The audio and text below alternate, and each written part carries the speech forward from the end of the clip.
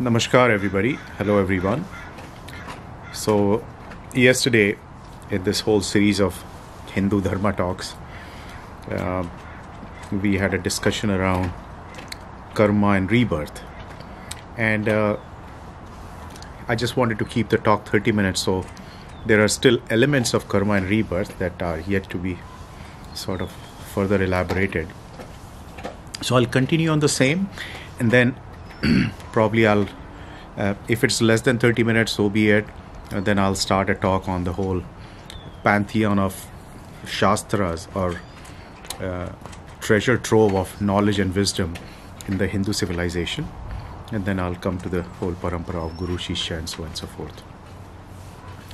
So, where I left off yesterday was sort of, laying out the whole spiritual and intellectual framework of karma, and how rebirth and karma are sort of, are one of the core tenets of Sanatan civilization, that you have to sort of absorb it in your conscious and subconscious mind to be able to make a significant progress in coming to the balanced state of spirituality, where you feel like you are starting to become a lot more open-minded, a lot more accepting, and you're starting to make a improvement or progress towards Advaita, or the existence of non-duality. So one aspect of karma and rebirth that got touched yesterday. Yet, what is the origin of the karmas? For everything, there is a start and an end, right? Everything that you see in existence has a limited lifetime. Like, I'm born as a person, I will be living for 70, 80, 100 years. Let's say 100, we take it as the acceptable rate or time. So what is the duration of the karmic cycle? Because if you are taking a rebirth, it must have originated at some point in time, and it has to die within the time frame. What is that time frame? Now, I might be using the analogies from theoretical physics of time and space curve, and the origination of the universe and cosmos, the point of singularity, जिसमें से सारा ब्रह्म निकला है, और and a little bit of the whole idea of unitary point of consciousness, or from which what theoretical physics guys say is from which the Big Bang happened, and post Big Bang this universe came into the being. But just prior to the Big Bang, where was that energy concentrated in which the Big Bang happened? And if in that point of unitary or singularity, what is it that triggered the Big Bang? Right?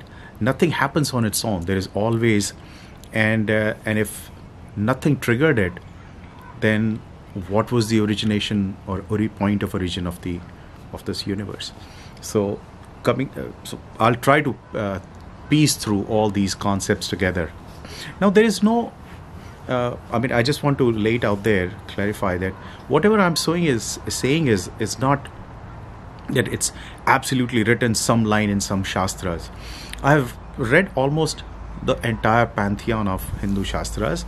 I've listened to some of the most amazing gurus and sadgurus in live as well as on recordings and whatnot, and this is my distillation of these concepts. So for some of you, they might be imperfect, but that's absolutely perfectly fine. For some of you, they might make sense, which is perfectly okay. It's just a conversation. And for some of you, it's just whatever I'm smoking, where is it coming from? That's absolutely fine. It's just a conversation. And it's helping me to clarify my own spiritual quest or intellectual quest. So if it resonates with you, great and fine. If it's not, then just like anything in life, we come across a lot of ideas, thoughts, and then unless and until you think through them, you are unable to piece through. And when it comes to complex topics, complex subjects, you read a lot on those topics, you talk to a lot of people who you think know a little bit more. So whatever I'm laying it out there could be just one step in the ladder of your spiritual perfection, or one step in the ladder of your intellectual journey of trying to understand this Hindu dharmic framework. So take it with that whatever I'm saying is not some line in stone, and you have to take it as it is. It's just another data point. Then you have to reconcile it in your own intellectual and spiritual framework. So if coming back to the whole karma, so from my perspective, what gives me the a sort of a satisfaction of understanding and absorbing it and living with it, that the origin point of my karmic journey would have been probably at the same time when the universe came into existence, or when the Big Bang happened, or as per Hindu Shastras, when Brahma started to create this universe. Or probably even going farther, when Brahma started to come out of the navel of the Vishnu, and when Lakshmi ji was, when Bhagwan Narayan was lying in peace in his Bhavsagar, Mahasagar, and Lakshmi ji pressing his feet, a lotus germinates out of his navel, and Brahma ji creates the universe, being the creator. Now, this story, I truly feel in my mind, all these Puranic stories in India are a way to explain complex, universal, energy force-driven phenomenons. So Brahma is like, if you look at in physics, is alpha, beta, gamma, and then you write equations, and the interplay of equations and the variables and attributes and it comes to balance, or it comes to represent a certain physical phenomenon. In a similar way, the Hindu rishis and maharishis and intellectuals, they, to explain these complex phenomena, they created these stories. And all these Devi, Devtas, and Brahma, Vishnu, Mahesh, Narayan, Krishna, Hari, these are energy forces in my mind that help me to understand this spiritual and physical framework. Are the energy forces, some standalone, some cumulative. And the relationship between these energy forces is equal to, like you set up an equation, which is alpha plus beta under root something square of this, and then you get a certain output, and that output represents a certain physical phenomenon, or the equation represents like E is equal to mc square. So the relation between Brahma, Vishnu and Mahesh at various points in time is equal to E is equal to mc square when it's perfectly balanced. But the derivation of this entire equation, it's almost like if you're reading Shiv Puran or if you're reading Srimad Bhagavat. And as the story is progressing, if you look at from theoretical physics perspective, it's like somebody is solving or reaching to the balance point of E is equal to mc square, and the entire derivation of this equation, which can run into hundreds and thousands of pages. So hopefully you're getting the analogy that for me, that's how I look at them. The Puranic stories, the stories of Brahma, Vishnu, Mahesh, Shiva, Ganesh. And then when people say, oh, in India, in the Hindu parlance, Sanskrit parlance, you have 36 crore Devi and Devta. So basically all it's saying is there are 36 crore probably unique identified energy points, or uniquely identifiable attributes. Just like in the Greek literature, when you solve physics equation, it's all Greek, alpha, beta, gamma, theta, and so on and so forth. There might be, I don't know how many. In English, 26 letters, Sanskrit 54. But when it comes to the notion of unique energy attributes that comprises this entire cosmos, it's probably 36,000 crores. And that's how that's my intellectual reconciliation when I'm trying to decode this entire Hindu philosophy or Sanatan philosophy. Hopefully it makes sense to you. If it doesn't, think about it. You can discard it or accept it, whatever. So coming back to the whole origin point of karma or my karmic cycle, the way I look at it, it probably started just when the Big Bang started. Now, how many life forms my karmic cycle would have gone through? Probably infinite. Or if there's a finite number, then somebody will have to trace it back all the way up to the point of origin. Now, if you take it in the biological form, or the story that we read that biology is trying to explain, is that first there was just water, then single cell animals got created, and then single cell animal sort of became complex cell, then it came from water to land, and the evolution. So you can take it from that point as well, that we might have been that very unique single cell, or even prior to that just a very unconsciousness energy form that over the time has evolved into whoever you are seeing as you and I. And we might have traversed the journey of across, we might have been an amoeba and the bacteria and this and that, various animal forms, and then we ended in the human form, and then within the human form we started from a very lower rung. Now we are consciously evolving, and our life is becoming better. But that framework at least explains the diversity of within the humanity, the diversity of animal world, the diversity of within the animal world, animals that are below the earth, over the earth, four-legged, two-legged, multi-legged, animals that fly, various birds form and whatnot, and animals that are swimming in water. And this is just on earth. Now within our galaxy there might be so many cosmic bodies where life might be existing in various forms and shape. And then if you look at multi-galaxies, then there are billions and billions of galaxies. So it could be within galaxy, either this vibration or this conscious energy is taking shape and sort of reconciling its various karmic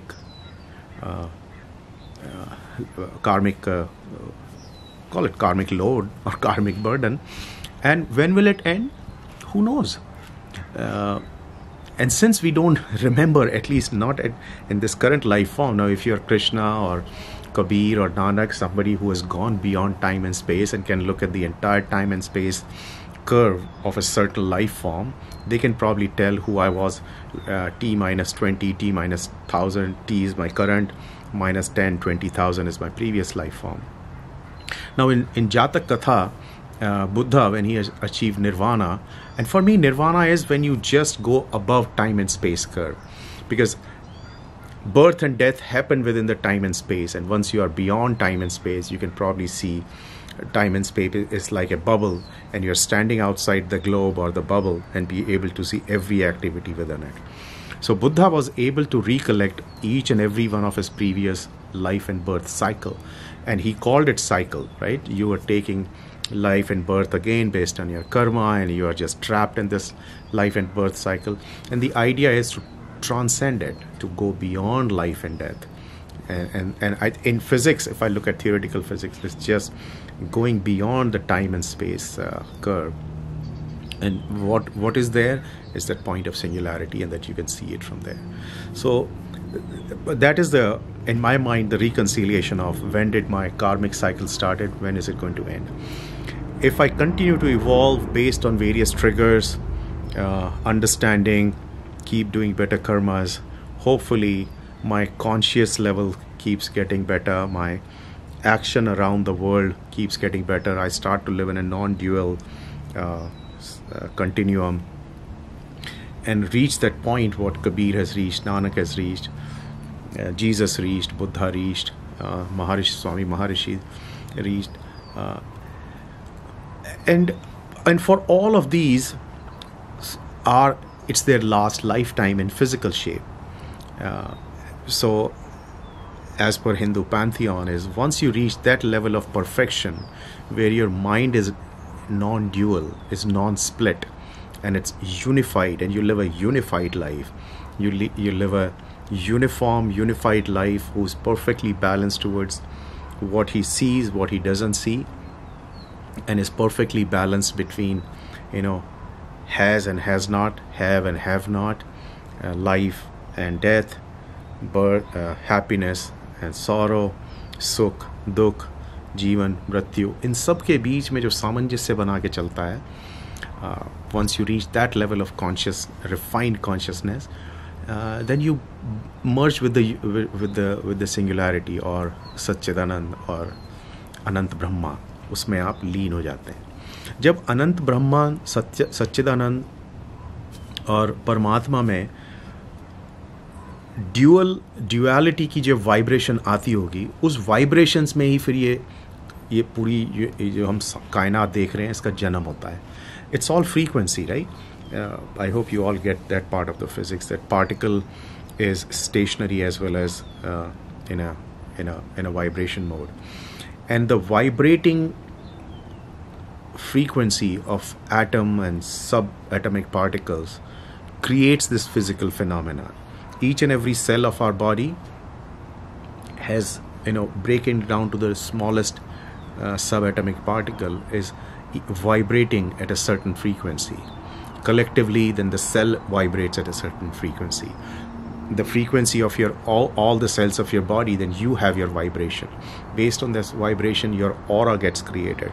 Based on that aura, the same thing is happening. Everything that's in physical existence, that is living, that is constantly interacting these 5 basic elements, which is sun, water, earth, air, and space.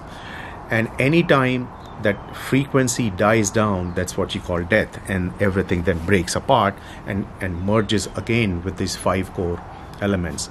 And when that frequency dies down, whatever data has been accumulated, and this is all my model that I'm sharing with you, all the data that has been accumulated in each cell and through cell, and the free vibration or the resonance of your cellular structure at each cell level creates a certain consciousness in you, creates a certain way of thinking in you.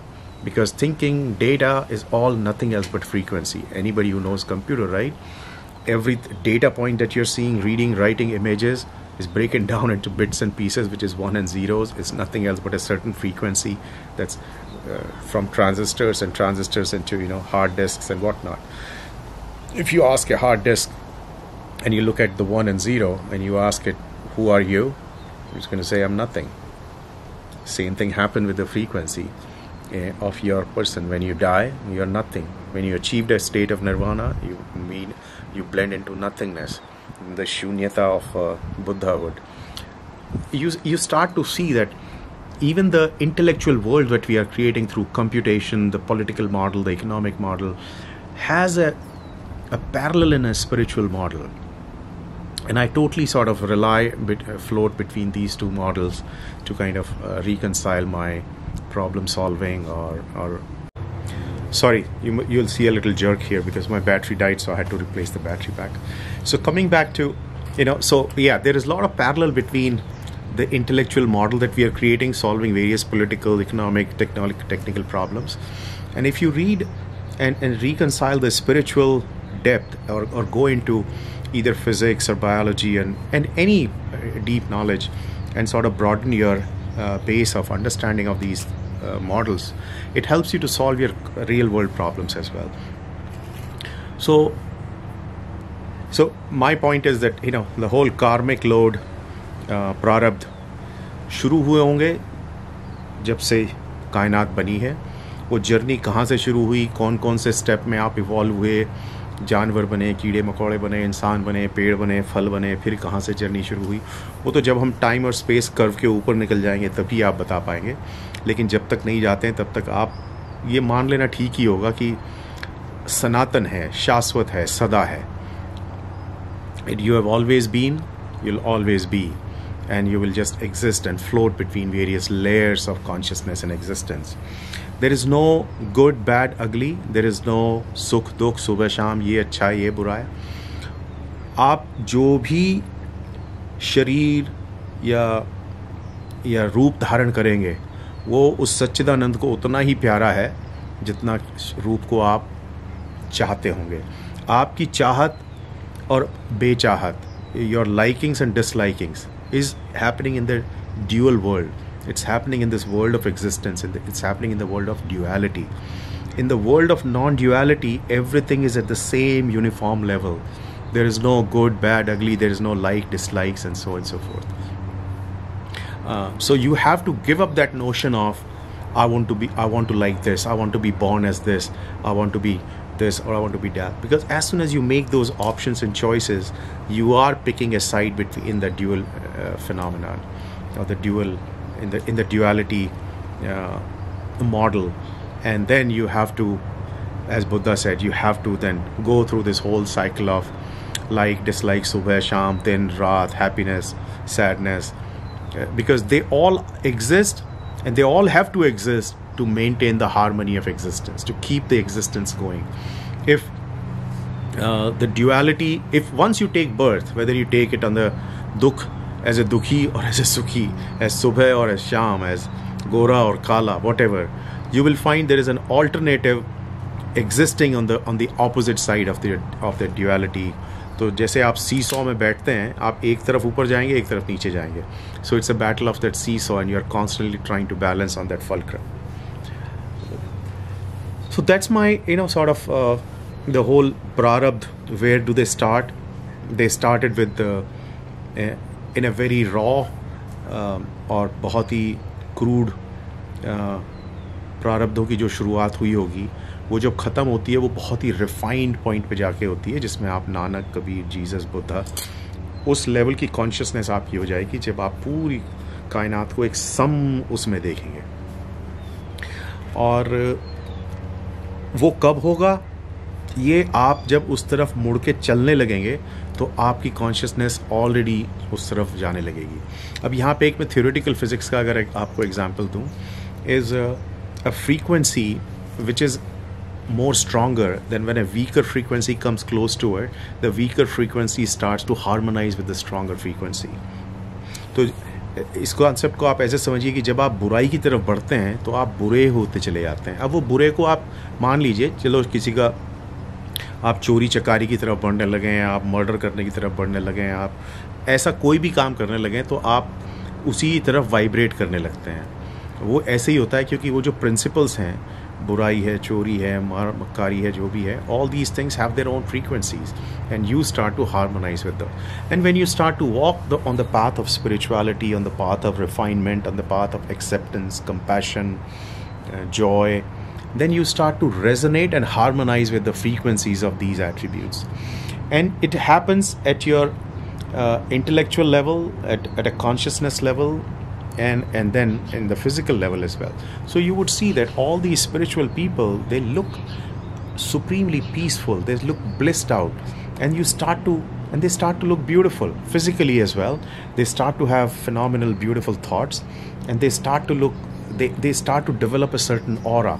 And you would have seen in the images of Jesus and all the Hindu gods and goddesses, there is that halo circle that's drawn around them or around their body. And I think it's a reflection of the purity, of the kind of harmony and the compassion and the peace and joy that they start to emit and reflect. And you would see that in life. You meet certain people and you are immediately attracted to them for whatever reason, either because of their physical beauty, because of their intellectual beauty, because of their spiritual beauty. And let me give you an example, like Mahatma Gandhi. If he wasn't ahimsa driven, peace-loving, do you think Mahatma Gandhi was a handsome man? No. I mean, he was just an average-looking guy, right? With weird ears and so on and so forth.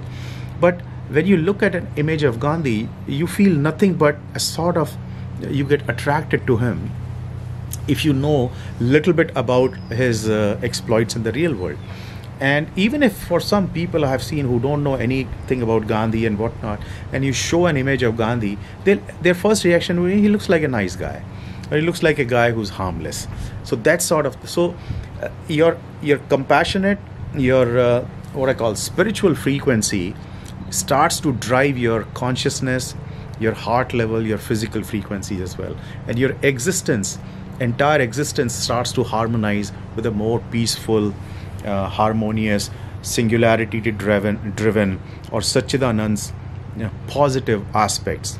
तो जो भगवान, जो सच्चिदानंद है, जो परमात्मा है, उसकी जो खूबसूरत खूबियाँ हैं, आप उनके साथ हार्मोनाइज करने लगते हैं. और उसका फिर यही मकसद है कि जो आपकी अब कार्मिक लाइफ के जो अंत की अवस्था है वो आने लगी है, कि आप बहुत ही क्रूड अगर लाइफ फॉर्म से शुरू किया होगा, अब आप उस अपने गंतव्य की तरफ मुड़ने लगे हैं. इसको आप ऐसा भी कर सकते हैं कि the life is coming full circle. So you started, let's say, a single cell organism, you went through non-movable like trees and whatnot and rocks, and then you became animals. Within animals there are layers of consciousness, and you transcended through then you became human, and human, now you have started to develop the thought of going towards singularity, and you're coming that full circle. So all these great spiritual masters, all in Hindu, Christian, Buddhist, Islamic fold, that when Muhammad Sahab became Muhammad, that was probably his last lifetime, and he was carrying the positive karmic load of previous lives, and suddenly he reached that level of perfection. Same you can say about Krishna and Nanak and Kabir and Meera and Maharishi, and so it's their last lifetimes, and all of these guys, they reach that last step of perfection, and from that point onwards their consciousness becomes so pure and clean and merges with the Satchidanand that they never have to take the, when I use the word they, mind you, it's not the they of duality. I'm using the word they, just pointing towards their physical form, because at the spiritual unified form they become one with the cosmos. So that's the whole concept of where did this prarabdha starts, where do they end, how do you progress from here, and one of the best ways is not to have not to sow the seeds for future karmas and for future births.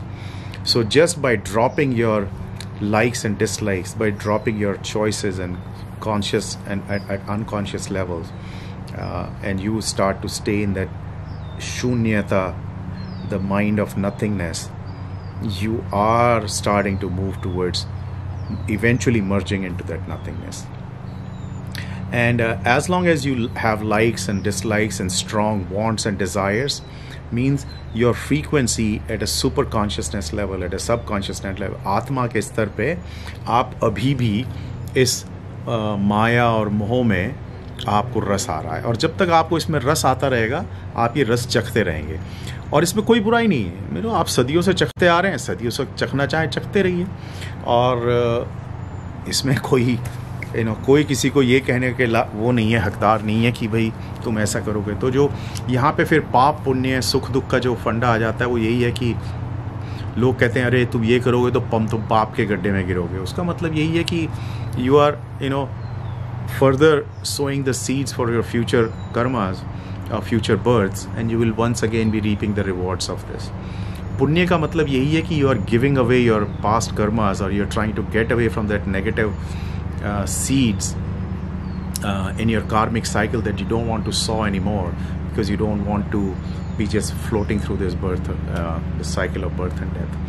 But then who are we? I mean, आप ये सोचिए कि ये विचार भी आपको कहाँ से आ रहे हैं। अगर वो सच्चिदानंद सनात प्रभु चाहता है और वो ही सब में बसा हुआ है और वो ही इस माया के द्वारा खेल रहा है, तो ये तो उसकी इच्छा है कि वो जब तक चाहे ये सारे रूप धारण करता रहे और ये खेल रास लीला चलती रहे।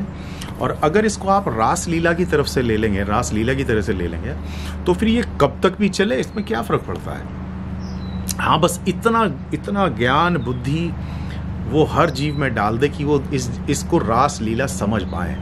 अगर इसको आप रास लीला समझ लेंगे तो ये खेल चलता रहे, निरंतर चलता रहे, क्योंकि रावण भी वहीं पे जाना है जहाँ राम जाने हैं, सीता लक्ष्मण मेघनाथ सब वहीं जाते हैं। यहाँ पे एक वो कहानी बड़ी खूबसूरत है महाभारत की, जबकि महाभारत ख़त्म हो जाती है, पांचों पांडवों को ये अधिकार था कि वो जिंदा शाश्वत स्वर्ग जा सकें।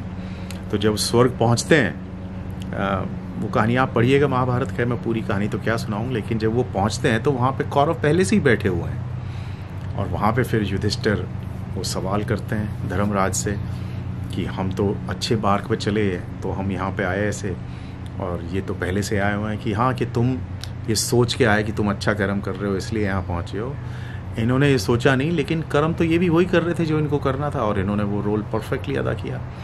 तो पहुँचेंगे सब वहीं से निकले हैं। और अगर सच्चिदानंद सब एक ही है जहाँ पे दो नहीं है, तो फिर ये बाकी का सो जब खेला है मोह माया का, ये तो सिर्फ चल रहा है, चलता रहेगा, और इसका कोई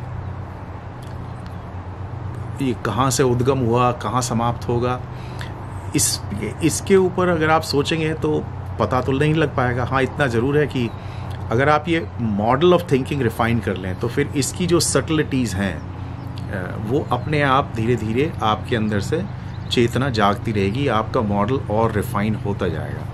और हो ना हो, फिर एक दिन रिफाइन होते होते यू रीच दैट पॉइंट कि you can start to accept how this what this whole thing is that exists within this time and space continuum. So that's where I would stop this video. Hopefully I've covered most of the elements of karma and rebirth, and then from the next video we'll start to dive into a little bit of what is the whole collective treasure trove of knowledge and wisdom in the Hindu Sanatan Dharma. Thank you. Bye. Namaskar. Mauj kariye sahab.